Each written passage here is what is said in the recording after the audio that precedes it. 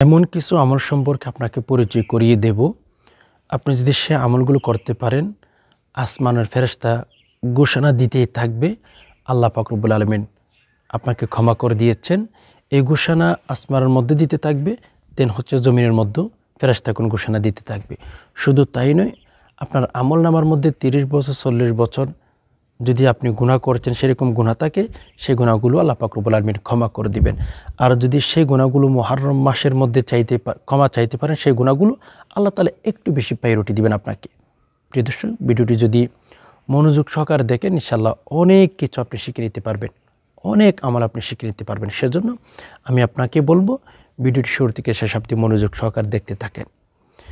দেখেন, মুহররম মাস, ঠিক না? এই মুহররম মাস সম্মানিত একটি মাস। এই মুহররম মাস আল্লাহ পাক রব্বুল আলামিন আমাদেরকে দিয়েছেন, আমরা যেন একটু বেশি গুরুত্ব দিতে পারি, প্রায়োরিটি দিতে পারি। দেখেন, মুহররম মাসকে কেন্দ্র করে কিন্তু আপনি অনেক আমল করতে পারেন। বিশেষ করে যদি ফেরেশতাদের দোয়া পান, আপনার কপাল খুলে যাইবে। বলে কেন?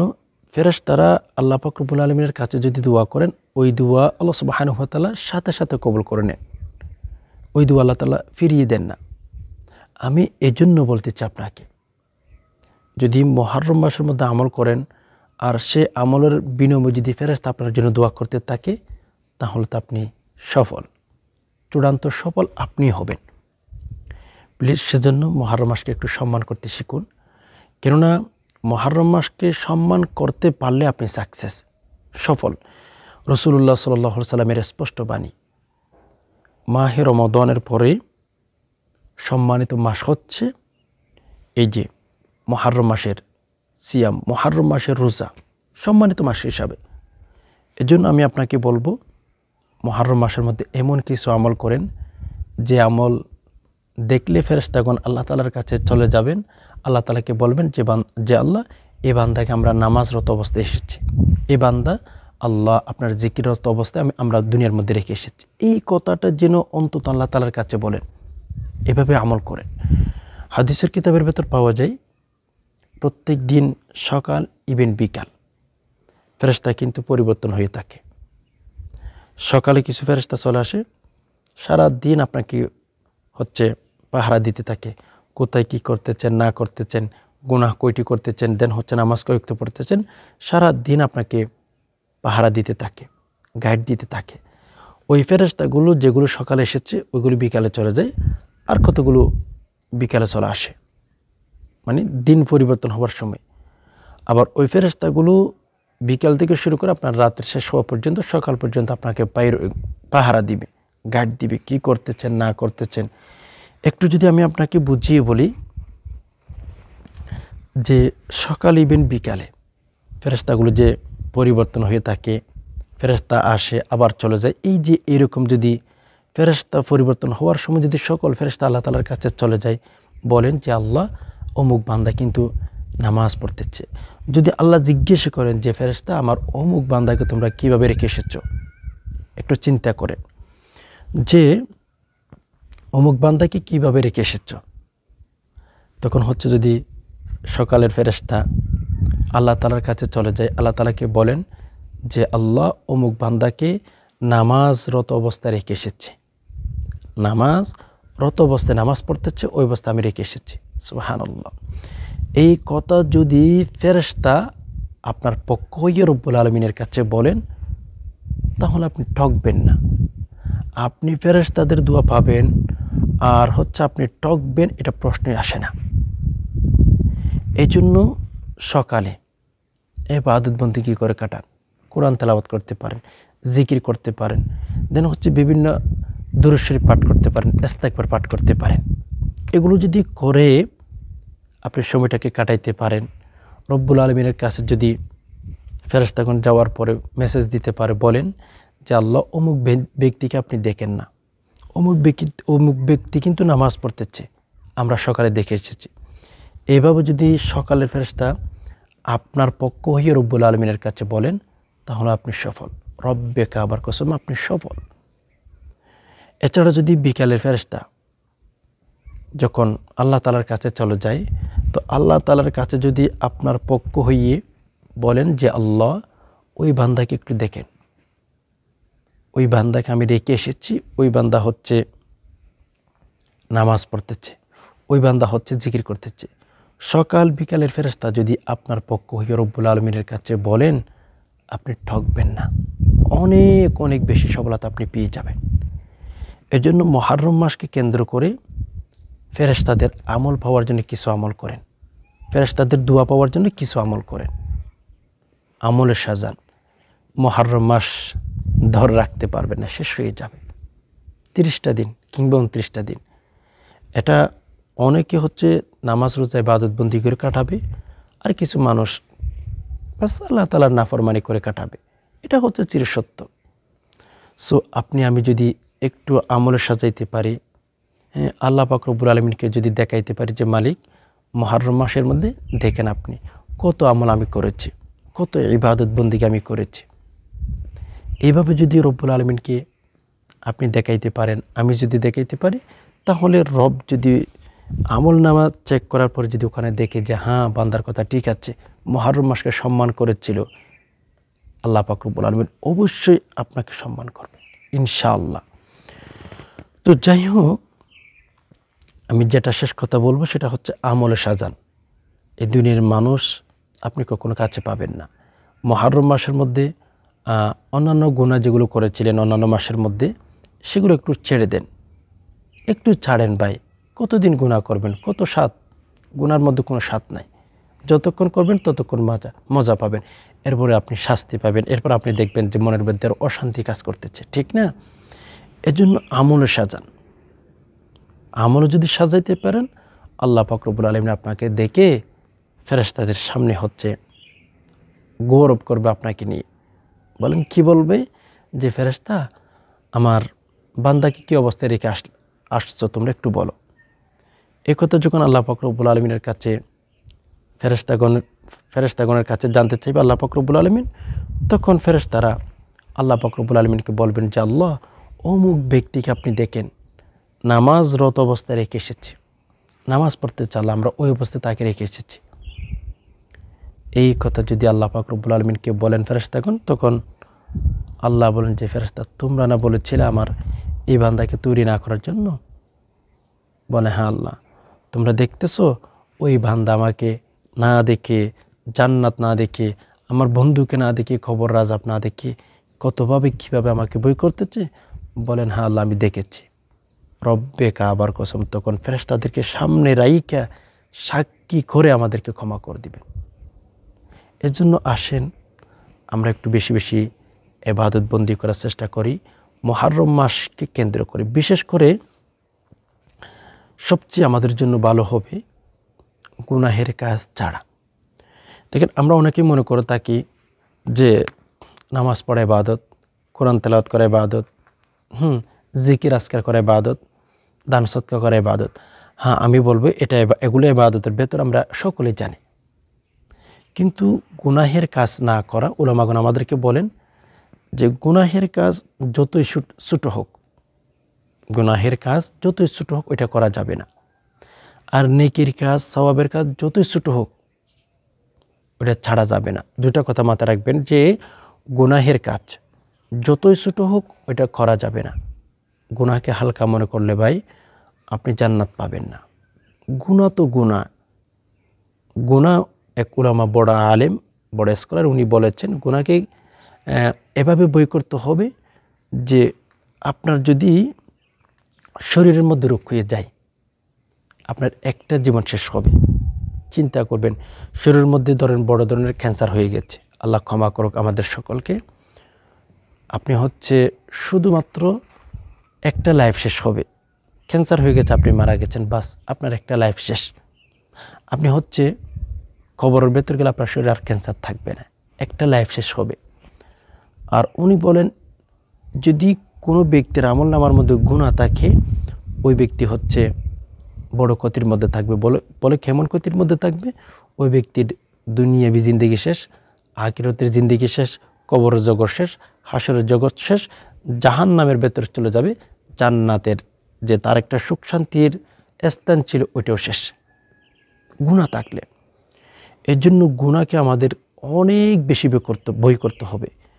উলামাগণ বলেন প্রকৃতপক্ষে আসল মুমিন হচ্ছে, আসল মুসলমান হচ্ছে ওই ব্যক্তি যে ব্যক্তি গুনাহকে এভাবে বই করবে। বলে কিভাবে বই করবে? একটা পাহাড় যদি মাথার উপর পড়ে, ঠিক না, তখন কিন্তু ওই ব্যক্তি অনেক অনেক বই করবে যে আমি মারা যাব, আমার মাথার উপর পাহাড় পড়তেছে, আমি এখনই মারা যাব, ঠিক না। তেমনিভাবে একটা গুনাহকে কিন্তু ওইভাবে বই করতে হবে যে হাই হাই আমি গুনাহ করতেছি, আমি তো গুনাহ করলে হচ্ছে জাহান্নামের মধ্যে চলে যাব, আমি গুনাহ করি কিভাবে, আমি গুনাহ করতে পারি না।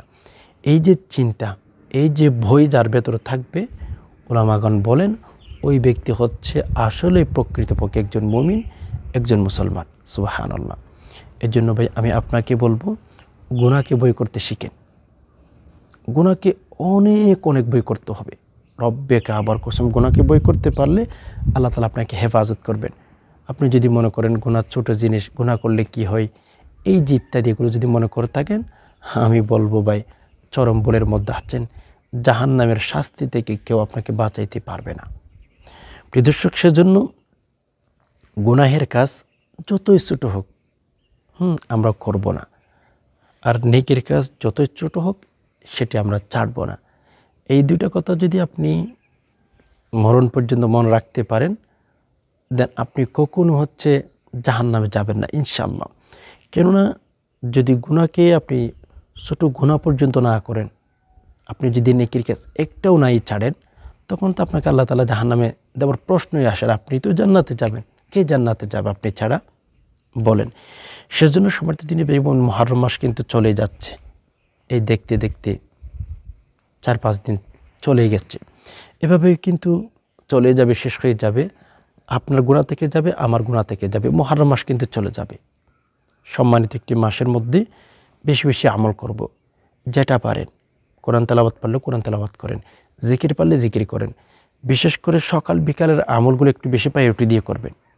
কেন বলতেছি জানেন? ওই যে সকালে বিকাল যে ফেরেশতাগুলো পরিবর্তন হয়ে থাকে, আল্লাহ তাআলার কাছে যায়, তো ওই ফেরেশতাগুলো যেন আপনার পক্ষ হয়ে রব্বুল আলামিনের কাছে বলেন যে আল্লাহ, ওই বান্দাকে আমরা নামাজরত অবস্থায় রেখে এসেছি। যদি সকালে ফেরেশতাও গিয়ে আল্লাহ তাআলার কাছে বলেন, আল্লাহ, ওই বান্দাকে আমরা ইবাদত বন্দি করা অবস্থায় রেখে এসেছি। সকালে ফেরেশতা গিয়ে যদি বলেন, আল্লাহ, ওই ব্যক্তি কোরআন তেলাওয়াত করতেছে, ওই অবস্থায় রেখে এসেছে, আপনি দেখেন ভিডিও। এই কথাটা যদি আপনার পক্ষ হয়ে সকালে ফেরেশতা আল্লাহ তাআলার কাছে সাক্ষী দিয়ে থাকেন, আর হচ্ছে যদি বিকালে যে ফেরেশতাগুলো পরিবর্তন হয়ে থাকে, ওই ফেরেশতাগুলো যদি আল্লাহ তাআলার কাছে বলেন যে আল্লাহ, আপনি দেখেন এই ব্যক্তিকে আমরা নামাজরত অবস্থায়, সেজদারত অবস্থায় রেখে এসেছি, আল্লাহ আপনি তাকে ক্ষমা করে দেন। এই যে ফেরেশতারা যদি আপনার পক্ষ হয়ে রব্বুল আলামিনের কাছে দোয়া করেন, তাদের দোয়া আল্লাহ তাআলা কখনো ফিরিয়ে দেন না। বলে কেন জানেন? ফেরেশতারা গুনাহ করতে পারে না, ফেরেশতারা গুনাহ করতে জানেই না যে গুনাহ জিনিসটা কি, গুনাহ কীভাবে করতে হয়, তাদের খানা পিনা কিচ্ছু নাই, এরা গুনাহ করতেই জানে না। এই জন্য ফেরেশতারা যদি দোয়া করে আপনার জন্য, আল্লাহু আকবার, তাহলে আপনার কপাল খুলে যাবে। পৃথিবীর মধ্যে যে সমস্ত মানুষ বসবাস করে, ধরেন 200 কোটি মুসলমান ইমানদার পৃথিবীর মধ্যে বসবাস করে, ঠিক আছে, 200 কোটি মানুষ ফেরেশতার দোয়া পায় না।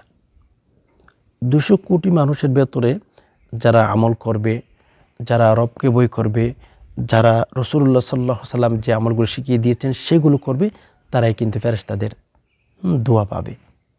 তো যারা ফেরেশতাদের দোয়া পাবে, এদেরকে আল্লাহ তাআলা ক্ষমা করে দিবেন। হাই হাই, আমার ফেরেশতা বান্দার জন্য দোয়া করবে আর আমার বান্দাকে আমি ক্ষমা করব না, এটা হইতে হয় কীভাবে? রব্বে কাবার কসম, ফেরেশতার দোয়া করার সাথে সাথে আপনার চাহিদা পূরণ করে দিবেন। আপনি যে জিনিসের জন্য দোয়া করবেন, ওই জিনিস আপনাকে দিয়ে দিবেন। এজন্য যাই হোক, মুহররম মাসকে কেন্দ্র করে আমরা বিশেষ করে কিছু কিছু আমল করব। যেমন আমি যদি বলি, দেখেন, আপনি যদি প্রত্যেক দিন সকাল বিকাল অথবা মনে যতবার চাই ততবার যদি আপনার মায়ের চেহারার দিকে তাকান, হজ করার নেকি আল্লাহ তাআলা আপনাকে দিয়ে ফেলবেন। ভালো নিয়তে, নেক নিয়তে তাকান। আল্লাহু আকবার। আপনার ঘরের মধ্যে মা আছে, আমি বলবো আপনার ঘরের মধ্যে এখনো জান্নাত আছে। আপনার ঘরের মধ্যে বাবা আছে, এখনো পর্যন্ত আমরা আপনি বাড়িতে বসে বসে জান্নাত নিয়ে নিতে পারবেন। আপনার সুযোগ আছে, হাতছাড়া করবেন না প্লিজ। ঠকবেন, চরম ঠকবেন। তো যাই হোক, প্রত্যেক দিন মুহররম মাসকে কেন্দ্র করে মায়ের চেহারার দিকে নেক নিয়তে তাকান। বাজারে গেছেন, ছোট্ট একটা জিনিস মায়ের জন্য আনলে মা এমনিতে খুশি হয়ে যাবে। মুহররম মাসকে কেন্দ্র করে এই কাজটি করেন যে কিছু একটা ছোট্ট জিনিস আনেন, মাকে দেন যে মা আপনি খান। দোয়া করবেন, আমার জন্য এটা বলতে হবে না, অটোমেটিকলি আপনার জন্য মা দোয়া করেই দিবে। হাই হাই, মায়ের দোয়া যদি পেয়ে থাকেন তাহলে কিন্তু অনেক অনেক বেশি সফল আপনি পাবেন। কেননা একজন সন্তানের জন্য যখন মা দোয়া করে থাকে, ওই দোয়া আল্লাহ তাআলা ফিরিয়ে দেন না, কোনো পর্দা থাকে না মাঝখানে, সরাসরি আল্লাহ তাআলার আরশ আজিমের মধ্যে চলে যায়, আল্লাহ কবুল করে ফেলেন। এজন্য মায়ের চেহারার দিকে তাকান। হজ করার নেকি, উমরা করার নেকি আল্লাহ তাআলা আপনাকে দিয়ে ফেলবে। সুবহানাল্লাহি ওয়া বিহামদিহি সুবহানাল্লাহিল আযীম।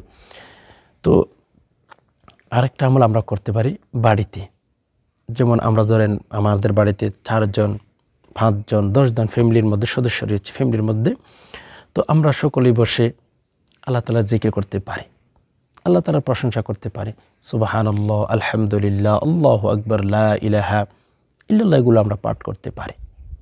কোনো সমস্যা নেই যে স্বামী স্ত্রী ছেলে মেয়ে সবাইকে নিয়ে বসেন, একটু মাঝে মধ্যে এই কাজটি করবেন। দুনিয়াবি জিনিসের জন্য তো মশওয়ারা করতে পারেন, পরামর্শ করতে পারেন। একটা বিয়ের অনুষ্ঠান হইলে আত্মীয় স্বজনদেরকে ডেকে নিয়ে আসেন যে এই কাজটা কীভাবে করতে হয়, ওই কাজটা কীভাবে করলে সুন্দর হবে, এই যে আপনি পরামর্শ করতে পারেন, এটার নামই হচ্ছে মাশওয়ারা। যে ফ্যামিলির মধ্যে যে সমস্ত সদস্য রয়েছেন একটু বসবেন, বসার পরে একটু পরামর্শ করেন যে কীভাবে আমরা আল্লাহ তাআলাকে পেতে পারি, আল্লাহ তাআলার বড়ত্ব আলোচনা করেন। এগুলো যখন করে থাকেন, আল্লাহ তাআলা আসমানের মধ্যে দেখে এগুলো হাসাহাসি করতে থাকেন ফেরেশতাদের সামনে। ফেরেশতাদেরকে বলে দিয়ে থাকেন যে ফেরেশতা, আমার বান্দা কী করতেছে, ফ্যামিলির মধ্যে যারা রয়েছে সদস্য সবাইকে নিয়ে। তখন ফেরেশতাগণ আল্লাহ তাআলাকে বলেন যে আল্লাহ আপনারা জিকির করতেছে, সবাই দেখেন না। তখন আল্লাহ তাআলা বলেন যে ফেরেশতা তোমরা সাক্ষী থাকো, আমার বান্দাকে আমি ক্ষমা করে দিলাম।